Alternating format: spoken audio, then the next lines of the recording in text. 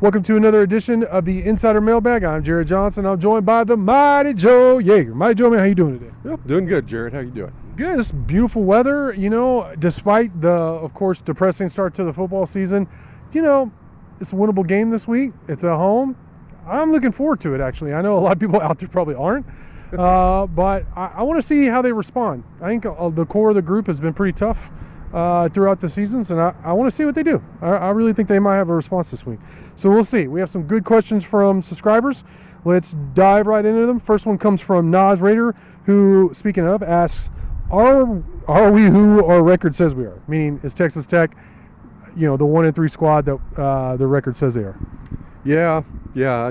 Yeah, I don't like to say that, but yeah, I believe as a general rule of thumb, that works out. You really are what your schedule says you are. And,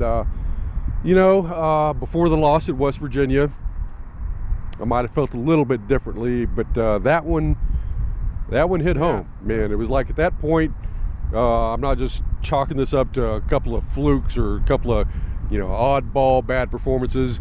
At this point, you have to start looking at the team and saying, this is kind of who they are.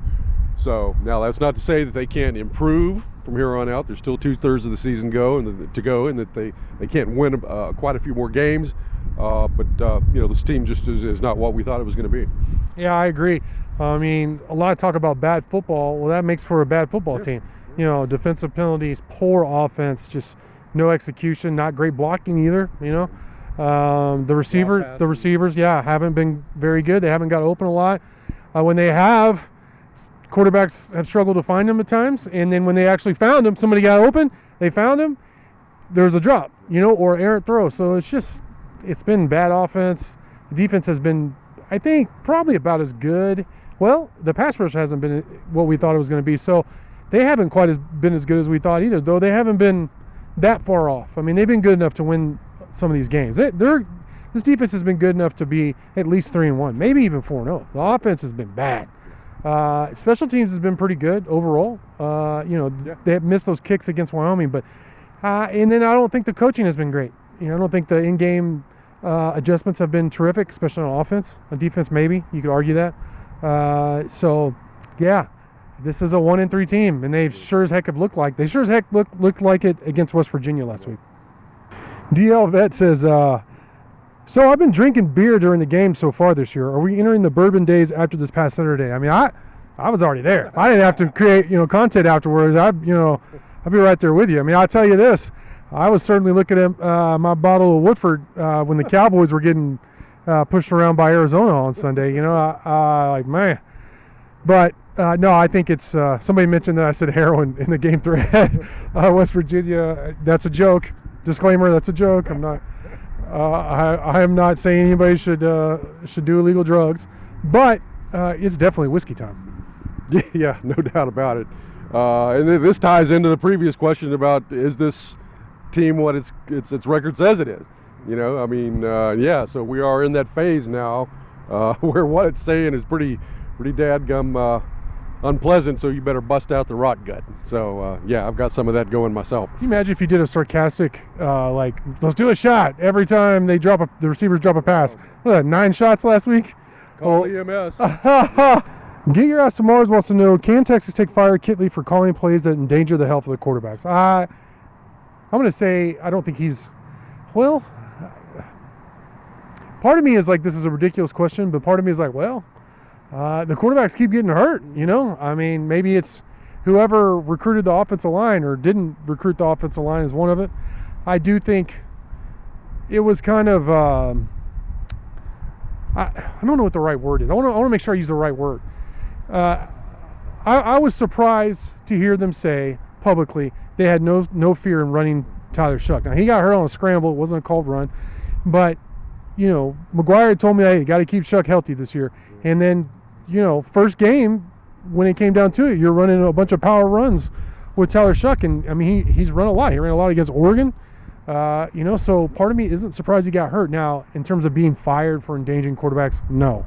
But I think to question the wisdom of running a quarterback who's been seriously injured, in consecutive seasons is valid. Yeah, that is actually a pretty good question. I don't know. I'm sort of the mind that this is where I'm kind of with Kitley. I mean, in the heat of the battle, when the game is tight late, I mean, man, you just do anything you can to win the game. It's like the entire world is focused on winning this game, and if you can't get anything else done offensively, then one guy that can get you some yardage, and that's Tyler Shuck hoofing it. You're going to make those calls sometimes. So I really can't complain about that too much.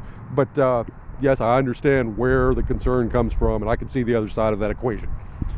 Next question comes from You Read Right Through Me, who wants to know about Baron Morton's status to play this week. Yeah, this was asked earlier in the week, and McGuire was asked about it Monday in his press conference, and he said he was good to go. It's a Baron Morton show. I asked a follow-up saying he seemed kind of banged up. There was a West Virginia defender who fell on him, and he seemed to kind of hurt his shoulder a little bit, and there's been a lot of smoke about that. But McGuire said, no, he's going to go. Everybody's a little banged up at this point, including Morton, but that he's the starter, and he's expected to start against Houston this week. And then Jake Strong is right there as the backup. That was confirmed by both him and McGuire and Kitley. I asked Kitley some questions about Jake Strong, Will Burns. McGuire also mentioned some other guys as emergency quarterbacks, which sounded pretty scary to me. But it's probably already posted, actually, by the time the mailbag's posted, but kind of a story detailing the quarterback situation in lieu of Tyler Shuck's injury and what the coach has said about that going into the Houston game. All right, TTU Braves Rock wants to know, who is your favorite Texas Tech running back of the 21st century, and who is your favorite non-Texas Tech running back of the 21st century? Good history question. I like those. I'm not going to say that this guy is necessarily my favorite, but he's in some ways kind of the most interesting Texas Tech running back of this century. It's a guy named Ronnie Daniels. Ronnie Daniels, who was at Texas Tech during Tuberville's tenure. He was here as a freshman, 2010, 2011, something like that. Fairly lightly recruited player out of Albuquerque. Not a whole lot expected of him, but I was attending practices all the time. I mean, Tuberville was almost as open as Leach was in terms of media access to practices. And so I was watching, and I'm like, who is this dude? And this was Ronnie Daniels, about 6'3", 215, big back, and was just a force. He was absolutely tearing it up. We would ask Tuberville about that and after practice, and he confirmed it. Yeah, this guy is the real deal. And he played, I believe, 2 or 3 games for Texas Tech before he and he only got kind of spot carries, didn't carry a whole lot. And then he washed out because of drugs. I don't know if it was drug abuse, drug selling, gang involvements, all sorts of stuff, and he was gone. And you never heard from him again. And Ronnie Daniels, from what I saw of him, was probably one of the 5 most talented running backs to ever come through Texas Tech. I think he was potentially that good. He would have been an NFL player and probably a pretty good one. So that's my Texas Tech guy. And as far as a non-Texas Tech running back, I'm going to go with Frank Gore. Frank Gore from Miami. He played for the Colts, I believe it was. Is that right? He played for the 49ers for a long time. He played for a long time. Yes, he was in the league for quite a while. He's just my kind of back. When I look for a running back, what I'm looking for is a guy who really explodes into the hole. To me, there's a lot of different things that are important, but if you accelerate into that hole and you're like physically strong, you kind of low center of gravity, nobody's going to stop you with an arm tackle. You're just going to shred those sorts of things. The only way somebody stops you from getting positive yardage is they square up on you and just meet you head on in the hole. With a guy like Frank Gore, it was really, really hard to do that. So he's sort of my kind of a running back. Yeah, those are good ones. Ronnie Daniels, that saga, he did have some drug problems, but he had mental health problems too. I think those two go hand in hand. Right. Yeah, I think he ended up like some senior citizen lady came home and he was like taking a shower in her house or something, and they were strangers, and it was kind of like, wow, like they both kind of scared each other, But last I saw, he actually kind of got himself together and, had some kind of career. I can't remember what the career was going, but he actually turned things around. There was a really good story on him, I think, in a New Mexico newspaper. But yeah, I was with you. Just that was before I came here. But man, I was so excited about Ronnie Daniels, just as a Texas Tech fan back in the day, and thought big things were going to happen. I remember telling all my friends, non-Tech friends, like, man, wait till you see this dude Ronnie Daniels. Right. and then it never materialized. For me, I think the easy one will be DeAndre Washington, but I'm gonna have to go with Eric Stevens. I was a huge Eric Stevens fan, and I thought he was the perfect air raid type kind of, or spread offense type back that could do so many things. He's a great receiver, great runner between the tackles, could bounce it outside, could break tackles physically, but could outrun linebackers to the corner, And then he got hurt against A&M, which is a common theme, for some star skill players at Texas Tech.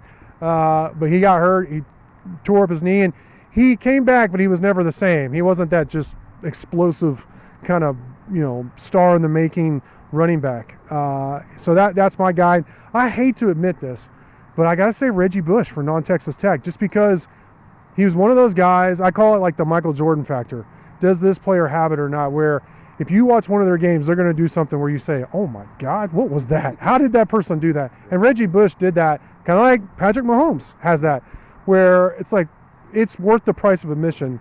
In college, Reggie Bush was like that, and I didn't really like that USC team at all, for a number of reasons.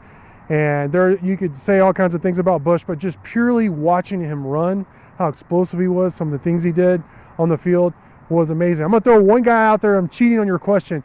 I think my favorite non-Texas Tech running back was actually from the 90s, and that was Eddie George at Ohio State. Oh, wow, yeah. Kind of what you said in terms of nobody wanted to meet that dude. He was a load. Yeah, in the whole with a running start. And I'm not really big on Yankee schools, but Eddie George, man, as a kid growing up, I love that dude. Final question comes from Red Raider Grad 2009, who says, can you create a path to bowl eligibility for us?